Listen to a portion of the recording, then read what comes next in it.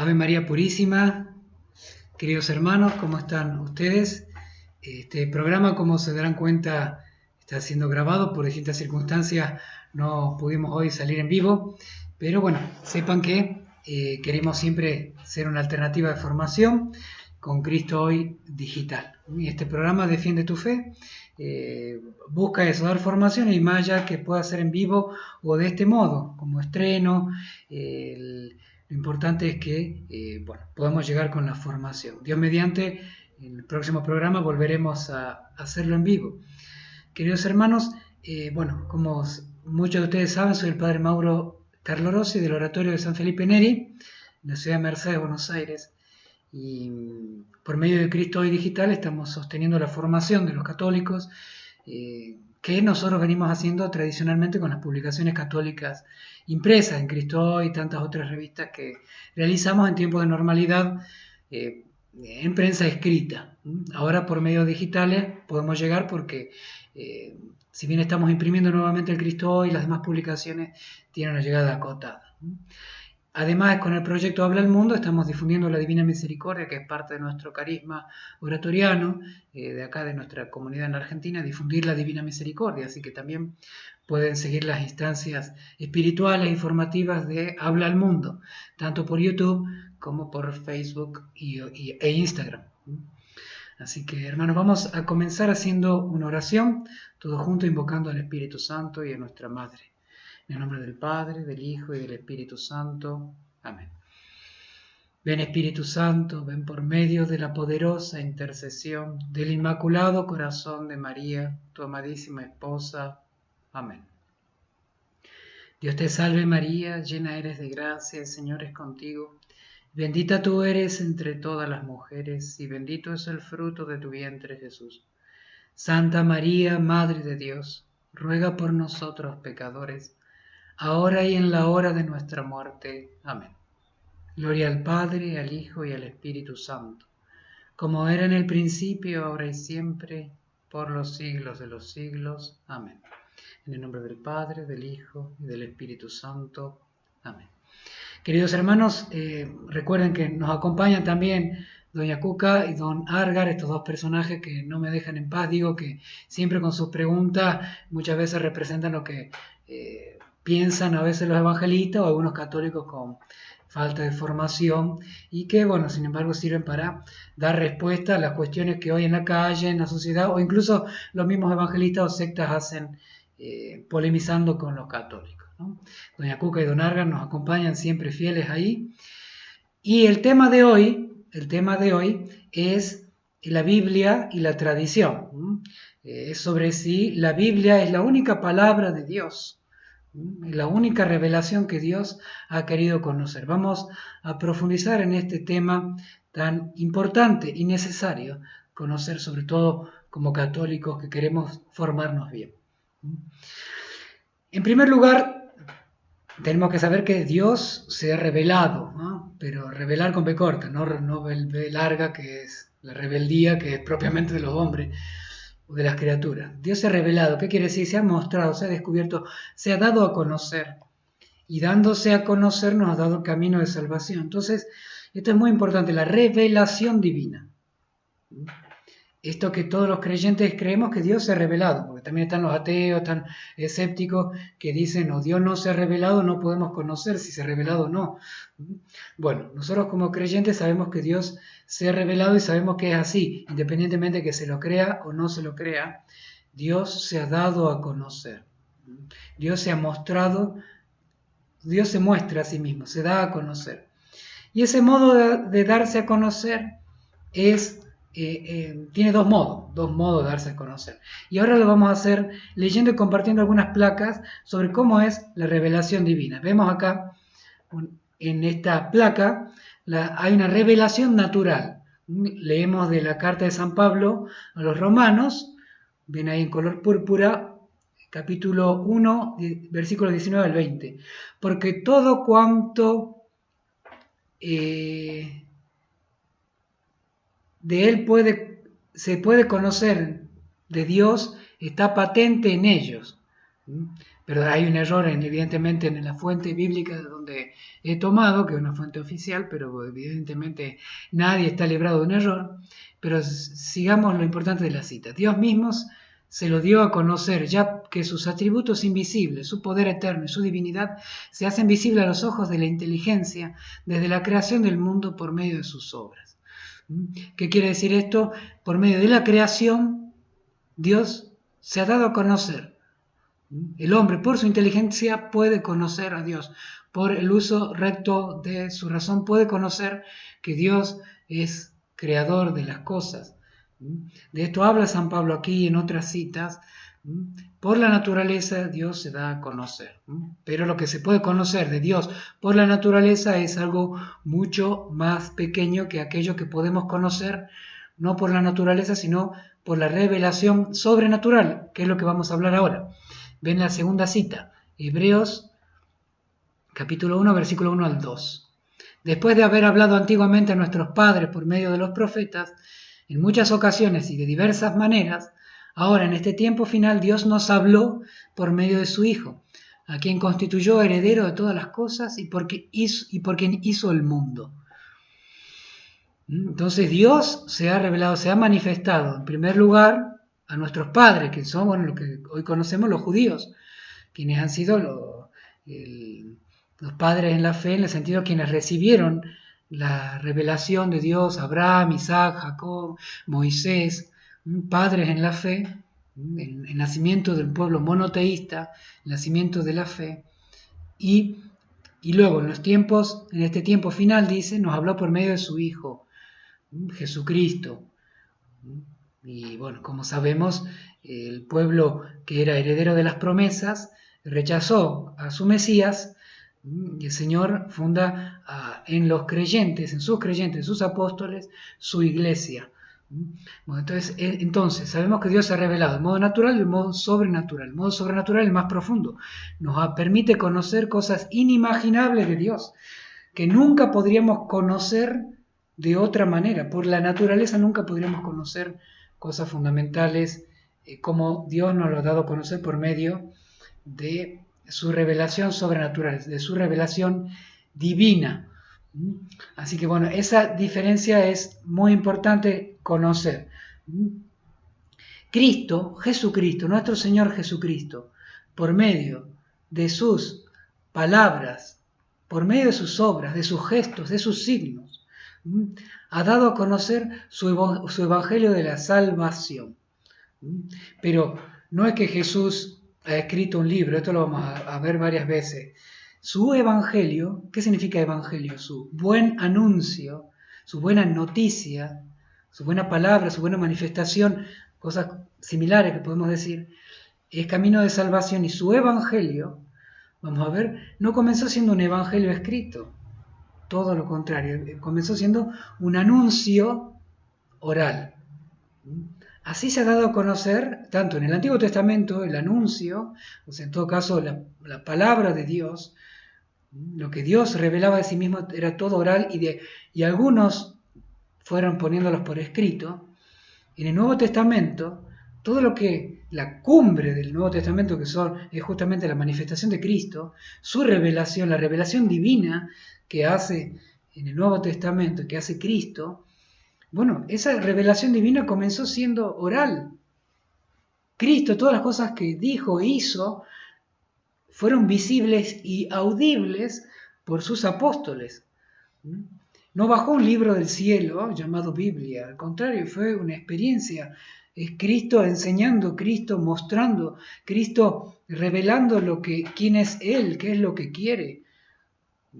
Eso es fundamental porque así se manifestó la revelación divina del Nuevo Testamento. Así se manifestó el Evangelio, oralmente. Bueno, y ahora quiero leerles otra cita. Vamos a ver una nueva placa. ¿Cómo se transmite esa revelación? Cristo, que es la revelación del Padre, que se revela de un modo oral, que se manifiesta rodeado de sus apóstoles y les muestra quién es a sus apóstoles con sus gestos y signos, les manda en el Evangelio de Mateo, capítulo 28, versículo 18 al 20, como ven en la placa en la parte de arriba, la primera cita, dice así Jesús: Yo he recibido todo poder en el cielo y en la tierra.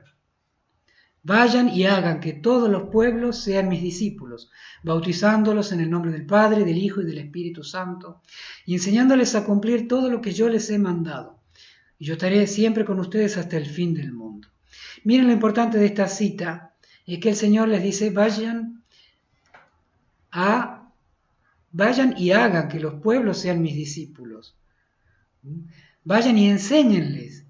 En otras traducciones dice, prediquen el Evangelio, prediquen todo lo que yo les he mandado. En ningún momento dice, vayan y escriban, vayan y muestren, vayan y hagan leer. No, vayan y hagan que los pueblos sean mis discípulos, vayan y enseñen, vayan y prediquen el Evangelio. En definitiva, ese es el mandato apostólico, es una predicación que no es escrita, sino oral. Y ahí comienza en ese mandato de predicación oral lo que se llama la tradición apostólica. Todo lo que los apóstoles recibieron, o sea, la iglesia, ya estamos hablando de la iglesia, son los apóstoles, donde estaba Pedro, tú eres Pedro, sobre esta piedra edificaré mi iglesia, y los demás apóstoles que recibieron el Espíritu Santo para perdonar los pecados, que los llamó a los 12 para que estuvieran con él y enviarlos a predicar. Todas citas bíblicas hablan de cómo Cristo funda la iglesia, y a ellos les da este mandato de ir a todo el mundo a predicar el Evangelio, a enseñar a la gente, bautizar, hacer que todo el mundo sea sus discípulos, que todos los pueblos sean sus discípulos.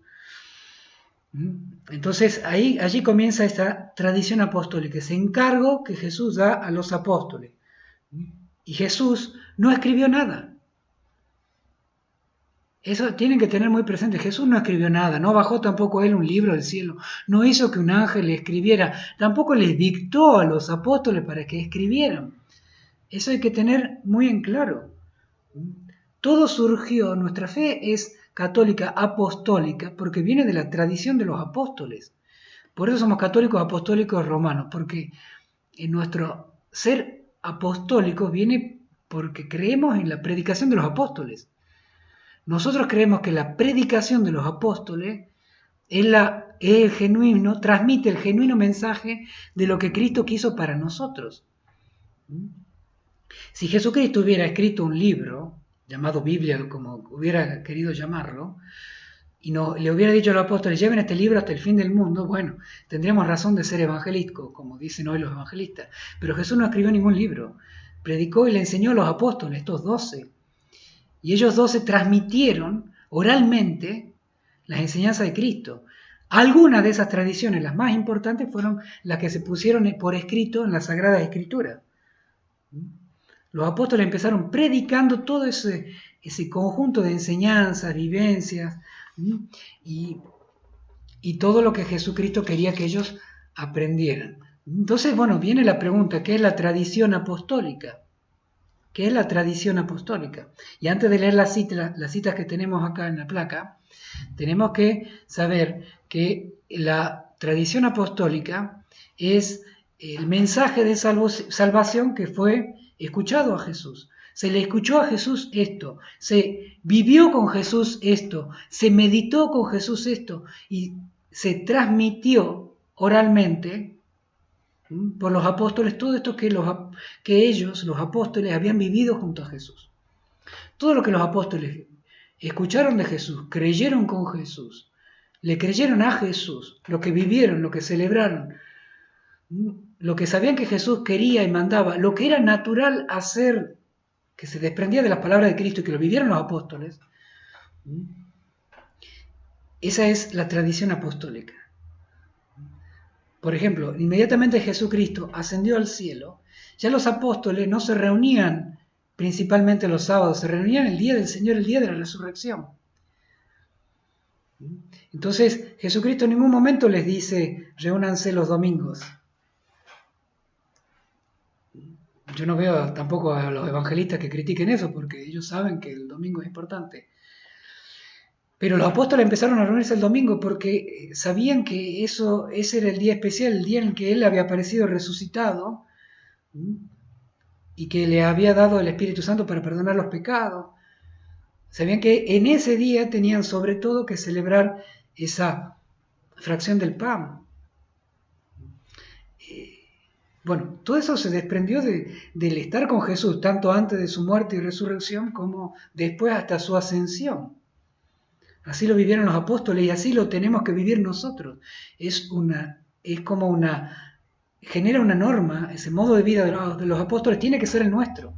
Por eso es que no podemos inventar la fe católica a decir, bueno, ¿cómo vive hoy el mundo? ¿Qué vive hoy? Vive el aborto, hoy vive el divorcio, hoy vive esto. Bueno, entonces el criterio de nuestra fe es lo que vive el mundo. No, el criterio de nuestra fe es cómo es ser iglesia católica apostólica, cómo vivían la fe de Cristo los apóstoles. En todo caso, eso es lo que va desarrollándose y creciendo y profundizándose, pero nunca cambiándose. Entonces, esto es la tradición. Lo que se creía desde el principio tiene que ser nuestro. Lo que creían los apóstoles, lo que creían, y en torno a los apóstoles, los discípulos, que seguían las enseñanzas de los apóstoles, esa tiene que ser nuestra fe. Del modo más desarrollado, del modo más claro, más profundo, más amplio, más grande, todo. Hoy tenemos los dogmas católicos, todo que son profundizaciones de lo que los apóstoles ya creían desde el minuto cero.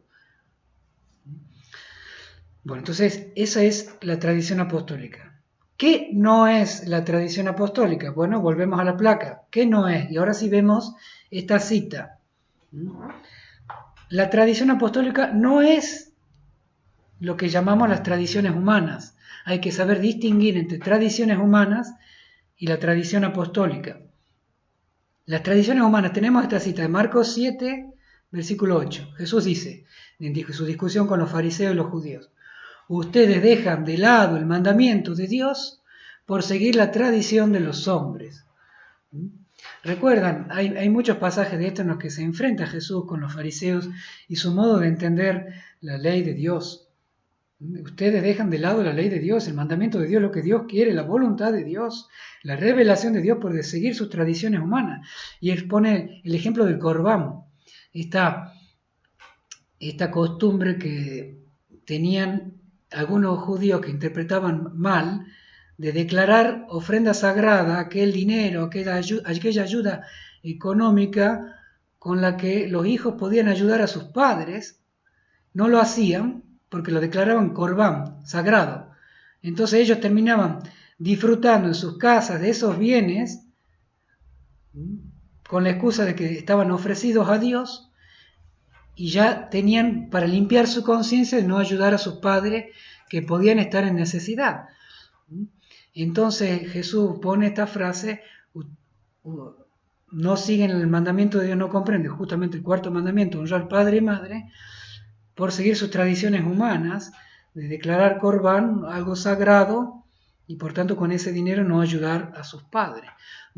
Y así en esa época muchas cosas, y así en nuestra época también muchas cosas podemos hacer nosotros para anular el mandamiento de Dios, para seguir tradiciones humanas, pero que hay que distinguir las tradiciones humanas de la tradición apostólica. Volvemos al cuadro. Tradición apostólica, la última cita. La primera carta de los Corintios, capítulo 11, versículo 23. Dice San Pablo, escribe San Pablo, que lo que yo recibí del Señor y a mi vez les he transmitido es lo siguiente. El Señor Jesús, la noche en que fue entregado, tomó el pan, dio gracias, lo partió y dijo, esto es mi cuerpo. Pongo los 3 signos de puntuación porque sigue la frase. Pero acá lo importante no es la frase de la consagración, sino lo que dice San Pablo. Lo que yo recibí del Señor. Esto es muy importante, porque la frase de consagración no la recibe directamente del Señor. Jesucristo resucitado no se lo aparece y le dice la frase de consagración. Eso lo recibe de los apóstoles con los que Pablo había estado y de los cuales él se sentía legatario como apóstol. lo que yo recibí del Señor, Él sabe que por más que se lo haya dicho Pedro, por más que se lo haya dicho Juan, por más que se lo haya dicho Mateo, por más que se lo hayan dicho los apóstoles que estuvieron en la última cena, Él sabía que eso venía del Señor. San Pablo tenía la fe apostólica y por tanto creía que aquellas cosas que los apóstoles mandaban como venido del Señor era del Señor. Por eso escribe lo que yo recibí del Señor.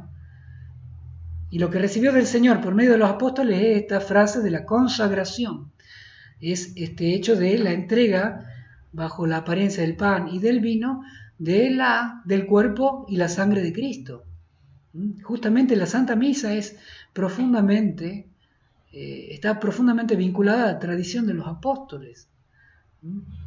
Dios mío, quienes desconocen esto, desconociendo lo que recibió la Iglesia del Señor, lo que recibió San Pablo del Señor, y hoy muchos niegan, muchos no se separan de la Iglesia y dejan de celebrar válidamente la misa, o ya no celebran misa, ya no les interesa la misa, desconociendo esta tradición tan profundamente arraigada en los apóstoles. Bueno, entonces esta distinción profunda entre tradición humana y tradición apostólica es muy importante, porque hoy también nosotros creamos tradiciones humanas y queremos imponerlas, y si no vienen de los apóstoles, entonces, ojo, que hay tradiciones humanas que nos ayudan y son buenas. A veces queremos sacar tradiciones humanas que nos ayudan a ser mejores. Por ejemplo, en la vestimenta hay tradiciones humanas de vestimenta que son más decorosas que las nuevas modas que se quieren imponer. Entonces uno, por la excusa de que son tradiciones humanas viejas, termina ofendiendo a Dios con vestimentas que son, por más que son nuevas, por más que sean nuevas, no quiere decir que sean buenas. Entonces hay tradiciones humanas que valen la pena sostener porque sostienen lo humano, lo verdaderamente humano, y no todo lo nuevo es bueno. Pero bueno, todo lo que es de los debates sobre las tradiciones humanas, entre las más buenas y las menos buenas y las malas, es distinto a la tradición apostólica, que esto es revelación divina, y por tanto a seguir. Bueno, entonces, eso es muy importante.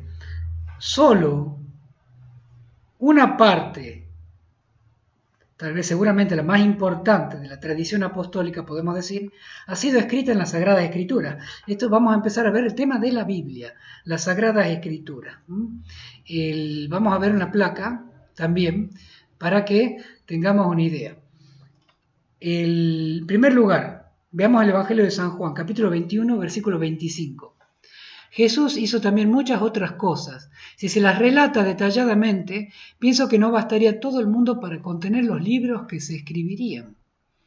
Eso es muy importante. O sea, la Sagrada Escritura misma, por medio del apóstol San Juan, reconoce que no puede detallar o escribir todo aquello que el Señor enseñó, hizo, mostró. Es imposible, no bastaría todo el mundo para contener los libros que se escribirían. Evidentemente la Sagrada Escritura trata de poner lo más importante, pero no lo es todo. Mientras que en la tradición apostólica, y bajo la luz del Espíritu Santo, la guía del Espíritu Santo, la Iglesia ha ido desarrollando muchísimas cosas. Los 7 sacramentos, por ejemplo, que si bien tienen raíz bíblica, todo tiene raíz bíblica, sin embargo su desarrollo, su uso, comienza desde la tradición de los apóstoles, los mismos apóstoles. La Biblia, la Sagrada Escritura, como lo llamamos nosotros los católicos, es palabra de Dios que manifiesta al Hijo. La tradición apostólica también es palabra de Dios. Hay que comprender una cosa, antes de seguir con las citas, es que, si bien la Biblia es palabra de Dios, tenemos que comprender cómo surgió la Biblia. ¿Cómo surgió la Biblia? Porque, como decíamos, no cayó un libro del cielo. Nosotros tenemos este icono de Jesús aquí con un libro, pero eso es más bien una representación. No es que Jesús trajo una Biblia y nos puso un libro a todos que creyéramos. Como decía, Jesús no escribió la Biblia, se lo encomendó a sus apóstoles, iluminados por el Espíritu Santo. Y los apóstoles y los discípulos de los apóstoles, ellos fueron poniendo lo más importante de lo que ellos vivían o habían aprendido de Cristo. Pero no pretendían con eso abarcar todo. ¿Cómo surgió la Biblia? Ustedes saben que el primer texto escrito de la Biblia fue en torno al año 51-52. La primera carta y la segunda carta a los tesalonicenses. Sí, en el primer texto, en el año 51-52. Si Cristo había ascendido al cielo en el año 33, se imaginan todos esos años hasta una primera carta. Una primera carta. Una carta que San Pablo escribe a los cristianos de Tesalónica, una pequeña ciudad en Grecia. Y bueno, llegó esa carta a Tesalónica y quedó ahí muy venerada, muy querida. Y todas las demás cartas que fueron sucediendo en esa década, destinadas a distintos cristianos, y el resto del cristianismo que ya estaba en Portugal, España, Italia, Inglaterra, el norte de África, Turquía, todas las comunidades de Grecia, de Palestina, Antioquía, que no tenían el Evangelio, no tenían el Nuevo Testamento, no tenían el anuncio del reino. Claro que lo tenían, pero era una difusión oral. El primer evangelio, los evangelios fueron escritos en torno a la década del 70 y del 80, los sinópticos, que es Marcos, Lucas y Mateo. En la década del 90, del primer siglo, San Juan escribe el evangelio, su evangelio. Pero ahora, ¿qué pasó? Eran escritos, ustedes saben que hubo más de 20 evangelios. A lo largo de los primeros siglos, muchos evangelios que se les atribuía a los apóstoles, que se le atribuía a discípulos de los apóstoles. Hubo muchas otras cartas de figuras veneradas, cristianas, católicas, pero ahí tenemos que preguntarnos nuevamente por qué tenemos los 27 libros que tenemos en el Nuevo Testamento. No era que San Pablo escribió solamente estas cartas y todo el mundo ya pasó a conocer estas cartas. Tal vez Pablo escribió otras que o no se conocieron o no fueron reconocidas como realmente auténticas de San Pablo, porque le escribieron otras personas, otras comunidades. O otros, nosotros tenemos esa película, el Código Da Vinci y todo, que se basa en un supuesto evangelio de Judas o de... Vaya otro. Había otros evangelios atribuidos a los apóstoles, pero tenemos que, y es muy importante el dato, recién en el año 393, por ahí, en un concilio, se definieron la Biblia prácticamente como la conocemos hoy. Que estos 27 libros son palabra de Dios. Porque había otros libros que también querían, muchas comunidades cristianas, querían que sean palabra de Dios. Por ejemplo, las cartas de Clemente a los Corintios. Clemente fue un obispo en Roma. Nosotros rezamos en la liturgia, la plegaria eucarística 1, Lino, Cleto, Clemente, Sixto, Cornelio, Cipriano. El Lino, Cleto, Clemente. Clemente fue un obispo, papa, que envió a Corinto unas cartas, porque había un problema en la iglesia. Bueno, esas cartas, para ellos era palabra de Dios, para los de Corintio, y pugnaron porque así lo sea. Después la iglesia en concilios grandes dijeron, no, será muy buena, muy linda, muy práctica, muy útil, lo leemos nosotros en el oficio, pero la iglesia en un concilio decide, esta no es parte del canon, no es parte de los 27, no es parte de los libros, solamente estos 27, porque tienen esta estructura, porque está autentificada que viene directamente de un apóstol, de Cristo. Tiene una enseñanza más bien general y no tan puntual. Bueno, la iglesia fue la que fue determinando cuál era la Biblia. O sea, por más que los escritos se hayan escrito originalmente en el 51, en el 70, en el 80, en el 90, es la iglesia en el siglo IV la que define en concilios, con obispos, con la unidad del Papa, consciente de la tradición apostólica, que es la que discierne cuáles libros, cuáles evangelios y cuáles cartas contienen la palabra de Dios. Eso es muy importante, porque la palabra de Dios no se reduce solamente a la Sagrada Escritura. Justamente la palabra de Dios también tradición apostólica, y son los obispos unidos con el Papa la que disciernen a la luz de la tradición apostólica qué libros contienen la tradición apostólica, qué libros contienen la palabra de Dios. La palabra de Dios entonces, como sacamos de conclusión, llega a nosotros por medio de la tradición apostólica en primer lugar, y posteriormente por la palabra de Dios, ¿no? Nos llega de estos dos modos hoy, pero nació primero por la tradición apostólica y luego por la Sagrada Escritura. Entonces, la revelación divina, podemos decir, es como una sola fuente y nos lleva por medio de la tradición apostólica y la Sagrada Escritura, como dos aspectos. Yo pongo el ejemplo, se imaginan una lluvia, llueve en la montaña y genera una laguna, y esa laguna baja por esa laguna arriba de las montañas, baja por dos arroyos que caen así fuertes de esa laguna que está arriba de la montaña, caen esos dos chorros grandes de agua, se unen en un río y ese río va a un lago, ¿no? Bueno, esa lluvia es la revelación divina. Dios que se revela así genera todo ese caudal de la revelación divina, tanto del Antiguo Testamento como del Nuevo Testamento, con su plenitud en Jesucristo, que se derrama por medio de la tradición apostólica y de la Sagrada Escritura.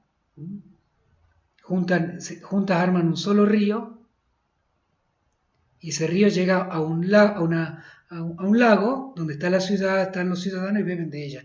Y ese lago es lo que vamos a ver ahora, el magisterio de la Iglesia, que es quien recibe de Dios esa revelación divina canalizada por medio de la tradición apostólica y la Sagrada Escritura, la explica y la humaniza, en el sentido, no que la humaniza, sino que la hace accesible, la explica, la desarrolla, da una auténtica interpretación, en ese sentido digo humanizar, no, interpreta la palabra de Dios para que sea comprensible y nos la explica adaptándola a nuestros tiempos, nos la hace más cercana, más profunda, para que nos ilumine en estos tiempos, ¿no? Como el agua del lago purificada nos llega en las ciudades, ¿no?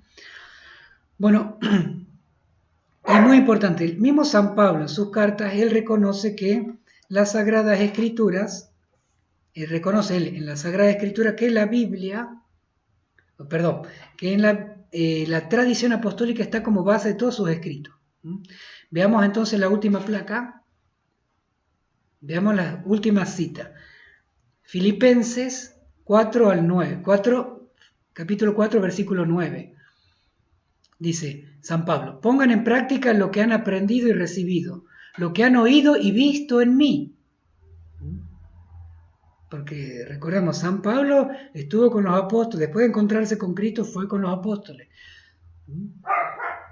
Y le dice a sus discípulos, aprendan lo que yo he recibido, lo que yo he recibido. San Pablo es muy humilde, él ha recibido de los apóstoles, ha recibido las tradiciones. Y lo que han oído y visto en mí, no, si ni siquiera manda a leer las Escrituras, manda a reproducir, a imitar, a conservar la tradición de los apóstoles sagrada, no las tradiciones humanas, las costumbres humanas, sino las tradiciones sagradas, apostólicas, que él ha recibido. Esa es la humildad, saber uno receptor de algo que no nos pertenece. Ahora vemos la cita, 2 Timoteo, capítulo 2, versículos 2. Dice San Pablo, lo que oíste de mí está corroborado por numerosos testigos. Confíalo a los hombres responsables que sean capaces de enseñar a otros. Miren cómo es, la tradición se trata de una transmisión de algo sagrado que viene de Dios, que Dios lo puso en sus apóstoles y los apóstoles van transmitiendo. Ahora la tercera cita, la segunda a los Tesalonicenses, capítulo 2, versículo 15. Por lo tanto, hermanos, manténganse firmes y conserven fielmente las tradiciones que aprendieron de nosotros, sea oralmente o por carta. Ven cómo incluso los escritos que hace San Pablo con sus cartas suponen una tradición oral, una transmisión oral de algo que ha sido aprendido y que debe ser conservado. Eso aprendido y conservado es la tradición apostólica. Y que hay que mantenerse firme y conservarla, mantenerla. Hoy que se habló tanto de sacar el celibato de la iglesia, sepamos que el celibato era algo que lo vivieron los apóstoles como parte de la tradición, si bien Cristo no tenía un mandato explícito, estaba implícito el deseo de nuestro Señor que aquellos que lo siguieran fielmente dejaran casa, padre, madre, hijos e hijas, tierra y todo, el que ama a su madre, a su padre, a su hijo, a su tierra, más que a mí, no es digno de mí. Todas esas palabras que son enseñanzas del Señor, los apóstoles lo vivieron fielmente, y todos, incluso los que estaban casados como Pedro, dejaron esa vida matrimonial como era costumbre en esa época, entre los judíos seguir a un rabí. Entonces dejaron, porque era evidente que el Señor, para seguir al Señor, a una tamaña vocación correspondía a una tamaña entrega. Entonces, eso es parte de la tradición apostólica, esa decisión de seguirlo con total libertad de corazón, sin estar dividido y con una dependencia total del Señor y de la misión, y no de personas acá en la tierra. Bueno, eso es parte de la tradición, por eso es que es muy difícil sacar el celibato de la tradición apostólica. La otra cita, 1 Corintios 11, del 1 al 2, sigan mi ejemplo, así como yo sigo el ejemplo de Cristo. Los felicito porque siempre se acuerdan de mí y guardan las tradiciones tal como yo las he transmitido. San Pablo transmite lo que ha recibido de los apóstoles, que ha recibido de Cristo. Los apóstoles reciben de Cristo, los apóstoles se lo dan a Pablo, además que Pablo también tiene una experiencia muy personal con Cristo, por eso es llamado apóstol, pero esa transmisión la van pasando uno al otro, ¿no? Miren como en el partido de rugby. En el partido de rugby los jugadores no crean la pelota, se van pasando la pelota y tratando de llegar a hacer el try.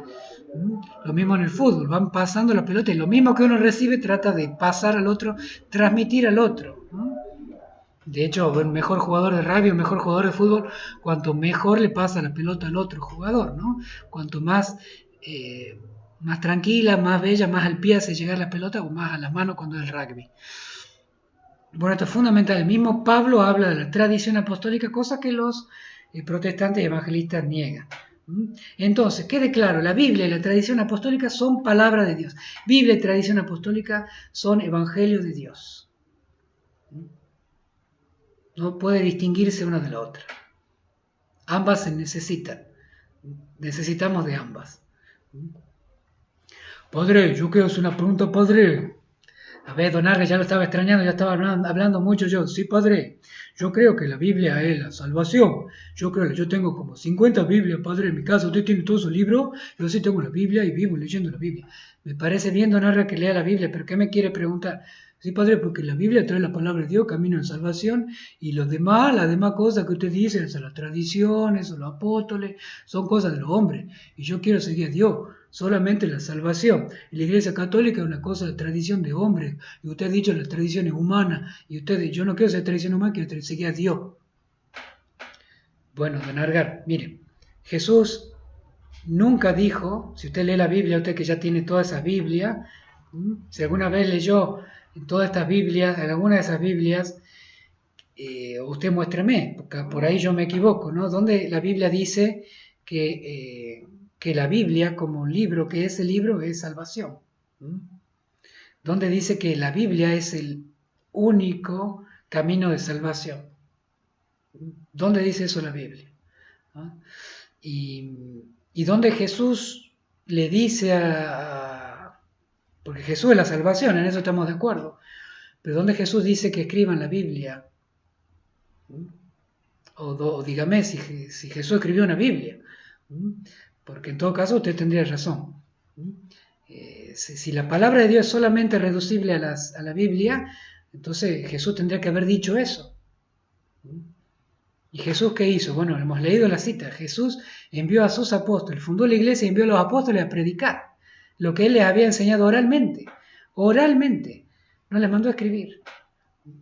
Ellos después, para transmitir eso que ellos habían recibido, los apóstoles y sus discípulos lo escribieron, porque es parte de la naturaleza humana querer comunicar a los demás de un modo escrito también. Y el Espíritu Santo los inspiró. Pero todo comenzó de un modo oral.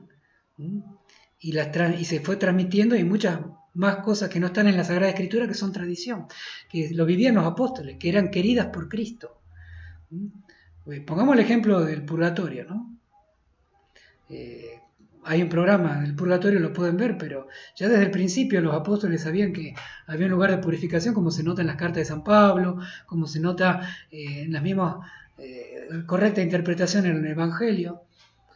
Pero bueno, los evangelistas se basan en sus interpretaciones y niegan el purgatorio, ¿no?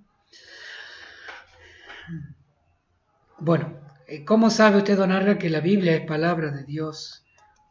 Yo le hago esa pregunta, don Arga. ¿Cómo sabe usted que la Biblia, ese libro que usted tiene en tantas copias, dígame, ¿por qué tiene usted certeza que esa es palabra de Dios y que esa es salvación? ¿Por qué sabe usted? Porque dice adentro, y bueno, hay otros libros que también dicen que son salvación, de otras creencias, de otras religiones, de otras filosofías que dicen que también son caminos de salvación. ¿Por qué cree usted que usted ahí es palabra de Dios? Dígame. Y eso habría que preguntarle a los evangelistas y a los pastores. ¿Por qué dicen que eso es palabra de Dios? ¿Qué autoridad tienen ellos? ¿O qué autoridad tiene la Biblia? ¿Quién tiene autoridad para decir que esos 27 libros del Nuevo Testamento, más los 46 del Antiguo Testamento, son palabra de Dios? Hay que explicar eso, porque incluso, yendo a una paradoja, esta novela de Código Da Vinci, tan anticatólica, tan anticristiana, ¿por qué hablaron tan mal de la fe? Porque pusieron al mismo nivel los 4 evangelios que un quinto evangelio que ellos se le daba por decir que era también palabra de Dios, que la iglesia lo ocultaba, no estaba oculto. Era un libro apócrifo, es decir, falso, que no transmitía la palabra de Dios. Entonces los evangelistas no pueden responder por qué esos 4 evangelios eran verdaderos y cuál ese quinto evangelio era falso. Porque no tienen la autoridad de la iglesia. Es la autoridad que les da no sé quién para decir que esa Biblia, ese libro que ellos difunden tanto, es palabra de Dios. En cambio, para el católico la Biblia es palabra de Dios porque lo dice la iglesia. Creo en la Sagrada Escritura, dice San Agustín, porque creo en la iglesia. Creo que ahí está el camino de salvación y lo sigo porque creo en la iglesia. Porque creo que la iglesia tiene la tradición apostólica, es decir, un legado que Cristo le ha dado a los apóstoles, y que bajo ese legado interpretan que esos 27 libros del Nuevo Testamento son libros que me llevan a la salvación, al cielo, que me inspiran, que me dicen quién soy y para dónde voy. Creo en la Biblia porque creo en la iglesia, ¿no? Y creo en el magisterio, ¿no? El magisterio de la iglesia que interpreta la Sagrada Escritura. Bueno, y uno se hace la pregunta, porque los evangelistas tienen esto, o sea, solo la Biblia. ¿Solo la Biblia? No estamos hablando de eso, solo la Biblia. Ojo, que hay quienes dicen eso, ¿no? Los protestantes. Lutero, en el año 1550, empezó a decir solo la Biblia, y lo decía en latín, sola escritura, solo la Biblia. Y todos los protestantes se basan en eso, y los evangelistas se basan en eso. Sin embargo, ¿qué hizo Jesús? Jesús fundó la iglesia. Jesús llamó a los apóstoles para que estuvieran con él y enviarlos a predicar, como hemos leído acá. Entonces, ¿y qué hizo Jesús? Fundó primero la iglesia y fundó primero la tradición apostólica. Luego vino, como dije recién, el canon de las escrituras, la iglesia que decide que de todos estos evangelios, más de 20 evangelios, solo 4 son palabra de Dios. Atención, eso es muy importante. De los más de 20 evangelios que había en la época, siglo IV, la iglesia es la que dice estos 4 tiene palabra de Dios. Y de todas las cartas que habían de San Pablo, de los apóstoles, y de todas las cartas que hoy tenemos, habían muchas más, algunas heréticas, erróneas, algunas muy buenas, muy lindas, muy útiles. Pero la iglesia dijo no, estas 23 cartas con el Apocalipsis, todos son verdaderas palabras de Dios. ¿Por qué la iglesia se le ocurre decir eso? Bueno, eso lo hizo la Iglesia Católica y hoy los evangelistas tienen tienen la Biblia de los católicos, escrita por los católicos, discernida por los católicos. Entonces están haciendo un plagio, un libro nacido en la Iglesia Católica con la tradición apostólica, elegida por los obispos, porque ellos han discernido con el Papa que estos 4 evangelios, estas cartas eran palabra de Dios, porque ellos tenían una potestad dada por Cristo. La potestad apostólica venía de la tradición apostólica para decir estos 4 evangelios sí, estas 23 demás libros sí, y así se conformó el Nuevo Testamento. Ese poder, esa potestad era católica. Y hoy la utilizan, esos 27 libros, los evangelistas, los protestantes, utilizando como un plagio, ¿no? Por un libro católico que lo utilizan, lo interpretan como quieren y lo traducen como quieren. Por eso es que también necesitamos a la iglesia para interpretar y para traducir. Si fuera solo la Biblia, ¿cómo sabemos que esos libros son palabra de Dios? Repito esa pregunta. ¿Y cómo saben que están bien traducidas? Habría que preguntar en la Biblia de los mormones, los testigos de Jehová, ¿cómo saben que está bien traducida? ¿Qué autoridad tienen para decir que esto corresponde a una verdadera traducción? Bueno, padre, yo quiero hacer una pregunta, padre. Doña Cuca, ya la extrañaba, usted siempre tan buena, la deja hablar primero a don Arga. Padre, con eso de la tradición apostólica y magisterio de la iglesia, no terminan diciendo cosas distintas a lo que dice la Biblia. Yo agarro la Biblia y parece como que muy distinto a lo que ustedes los católicos enseñan. A ver, doña Cuca, dígame en qué en concreto, ¿no? Porque siempre cuando usted dice cosas que dicen los evangelistas, es importante no quedarnos con esos principios, sino bajar las concreciones. ¿Qué decimos nosotros que no esté en la Escritura? Bueno, padre, el tema del purgatorio, la virginidad de la Virgen, María, que Jesús tenía hermano y la necesidad de la iglesia. Bueno, doña Cuca, primero, todo esto tiene su raíz bíblica, todo lo que hemos dicho, porque como decía, la Sagrada Escritura tiene lo más importante de la tradición apostólica, pero no se queda solamente con el texto. Nosotros podemos decir, en el Catecismo de la Iglesia Católica tenemos mejor explicado, más claro, toda la enseñanza de Cristo basada en la Sagrada Escritura y en la tradición apostólica. Y todo lo que usted ha dicho del purgatorio, la virginidad de la Virgen, de si Jesús tenía hermano, de la necesidad de la iglesia y que hay una sola iglesia, tenemos programas ya hechos. Este es el programa 11. Sería bueno que vea los otros programas que están grabados en el canal de Cristo Hoy Digital en YouTube. Así que le invito a eso, doña Cuca. Bueno, yo tengo que ir terminando, pero como doña Cuca tocó algo muy importante, el tema del magisterio. El magisterio de la iglesia, ¿qué es eso de magisterio? Yo ponía recién el ejemplo, ¿no? Una lluvia que genera una laguna arriba en la montaña, que esa laguna se desprenden dos chorros grandes que caen de esa laguna y conforman un solo río que va a parar a un lago en una ciudad. Esa lluvia es la palabra, la revelación divina que cae, podemos decir, en esa laguna, toda la tradición apostólica, que se derrama por esos dos chorros grandes que caen, que uno podemos decir nuevamente la tradición apostólica y la Sagrada Escritura, y que corren juntos por la historia como un solo río, que llegan a un lago. Y de ese lago está la ciudad, está la gente, los que vivimos comúnmente, y de ese lago utilizamos nosotros para beber, para pescar, las actividades, ¿no? Y vivimos de ello.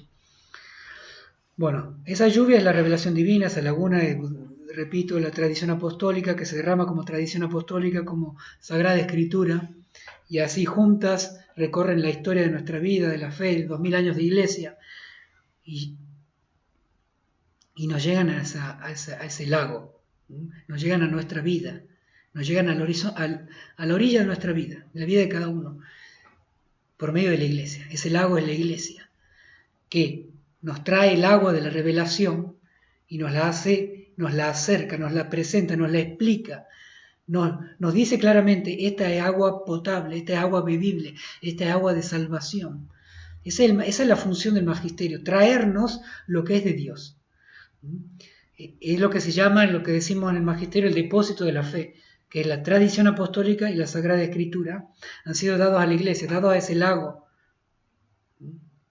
Han sido dados por Dios, por Cristo, a la iglesia. La iglesia se ve a sí misma como depositorio de un tesoro divino, y que es el magisterio que le interpreta bajo la luz del Espíritu Santo para decir de este tesoro cuál es la verdad, qué es lo que Dios quiere que creamos de todo este tesoro. Y ahí están los dogmas de la fe, todas las enseñanzas, todo el magisterio de la iglesia, lo que tenemos en el catecismo prácticamente. Y el magisterio aclara, ilumina, explica lo que está revelado. Nunca el magisterio se pone por encima. Por eso nunca puede haber una enseñanza de nada ni de nadie por encima de la enseñanza divina, por encima de la Sagrada Escritura, por encima de la tradición de la iglesia. San Pablo lo dice en una carta. Si un ángel se les apareciera y les enseñara algo distinto a lo que yo les he predicado, porque San Pablo sabe que lo que ha predicado no es algo invento de él, sino algo que él ha recibido. Si un ángel le enseñara una cosa distinta, no le crean, no lo sigan. Y así podemos decir un ángel, o si nos apareciera un santo, o un papa, o un obispo, muchos obispos, o sacerdotes, o laicos muy prestigiosos, que nos enseñaran cosas distintas a lo que nos enseña la tradición, el magisterio y la Sagrada Escritura. Al enseñar algo distinto estarían rompiendo con esa fuente de la verdad, ese depósito de la fe, de la cual la Iglesia es servidora, no dueña. La Iglesia no se puede adueñar, ningún miembro de la Iglesia se puede adueñar de la enseñanza de Cristo, de Dios, y por tanto enseñar algo distinto a lo que Él ha revelado. Tenemos que grabar eso en nuestra cabeza, en nuestro corazón, en estos tiempos de tanta crisis doctrinal. Nada ni nadie puede ir en contra de aquello que Cristo ha dado, el depósito de la fe, la tradición apostólica, la Sagrada Escritura. Si alguna enseñanza rompe con cualquiera de la tradición apostólica o la Sagrada Escritura, rompe con la fe. Y no tiene que ser obedecido si ha roto con la tradición apostólica y la Sagrada Escritura. Porque uno tiene que seguir no las enseñanzas humanas, serían enseñanzas humanas, sino las enseñanzas divinas. Por eso en el catecismo tenemos tan claro lo que es la enseñanza divina. Y nada que vaya en contradicción al catecismo viene de Dios, sino de los hombres, para ser muy concretos, ¿no? Bueno, y para terminar, porque ya se nos ha hecho recontra la hora, quedan algunas cosas claves.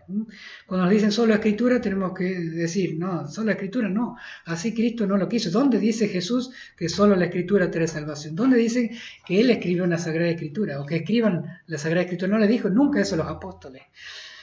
Jesús, al contrario, lo que hizo es fundar la Iglesia. Lo repito para que quede en nuestros corazones. Y la importancia de la tradición apostólica.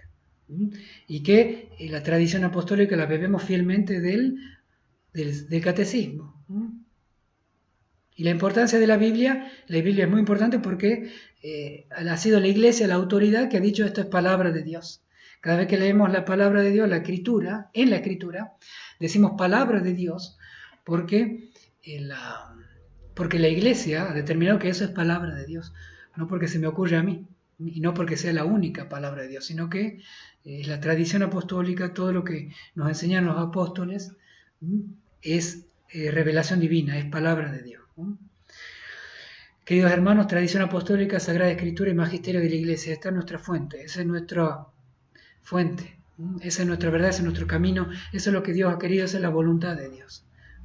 Queridos hermanos, habría muchas otras cosas que decir, pero a la luz del magisterio hemos ido avanzando, creciendo en nuestra fe por lo medio de los dogmas. Los dogmas de fe son ventanas que nos abren quién es Dios, nos muestran quién es, y tenemos que creerlos, conocerlos, profundizarlos, porque Dios se ha manifestado por medio de ellos, no deplorarlos como lamentablemente hacen muchos fuera de la Iglesia e incluso dentro de ella. Así que amemos nuestros dogmas, amemos nuestra fe, amemos nuestra Iglesia, la verdad de fe contenida en ella, y no los errores que algunos pueden decir fuera o dentro de ella. Queridos hermanos, demos gracias a Dios. En el nombre del Padre, del Hijo y del Espíritu Santo. Amén. Te damos gracias, Señor, por todos los beneficios que hemos recibido de tus manos generosas y providentes. Te pedimos tu gracia para poder ponerlos por obra y crecer en nuestra fe. Por Jesucristo nuestro Señor. Amén. Señor, esté con ustedes, con tu Espíritu. La bendición de Dios Todopoderoso, Padre, Hijo y Espíritu Santo, descienda sobre ustedes y permanezca para siempre. Queridos hermanos, hasta el próximo programa, si Dios quiere. Que el Señor los bendiga.